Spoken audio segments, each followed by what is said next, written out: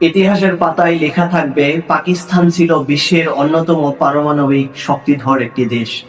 তারপরও গাজার রক্ষার্থে একটি বোমাও কিন্তু উড়ে আসেনি। মিশরের বুক চিরে নীলনদ বয়ে গিয়েছে শতাব্দীর পর শতাব্দী, যা প্রাণ জুগিয়েছে আফ্রিকার মরুভূমিকে। অথচ পাশেই গাজার শিশুরা তৃষ্ণায় কাঁপতে কাঁপতে মাটিতে লুটিয়ে পড়েছিল। সৌদি আরব, আরব আমিরাত ছিল তেলের সাগরে ভেসে থাকা বিলাসী সাম্রাজ্য। কিন্তু গাজার অ্যাম্বুলেন্স গুলো পেট্রোল না পেয়ে রাস্তায় দাঁড়িয়েছিল নিঃশব্দে, নিরুপায়। নীরবতা যেন তাদের একমাত্র আর্তনাদ। সর্বোচ্চ আশা প্রত্যাশার অসংখ্য চোখ তাকিয়েছিল তুরস্কের দিকে। নেতৃত্বের স্বপ্নে বিভোর, উম্মার দাবি করা মুখপাত্র। তবুও গাজার জন্য তারা কিছুই করতে পারল না।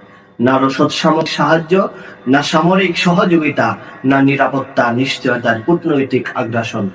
কোনো দিক থেকেই তারা সাহায্য করল না। গোটা বিশ্বের মুসলমানদের ছিল 50 লাখ সৈন্য, ছিল ট্যাঙ্ক, ক্ষেপণাস্ত্র, যুদ্ধ বিমান, স্যাটেলাইট, গোয়েন্দা বাহিনী, ছিল আধুনিক প্রযুক্তি, টেকনোলজি, এমনকি হাইড্রোজেন পরমাণু বোমা। কিন্তু গাজার আকাশে একটারও ছায়া পড়েনি। গাজার দিকে কেউ হাঁটেনি, কেউ সাহায্য করার জন্য এগিয়েও আসেনি।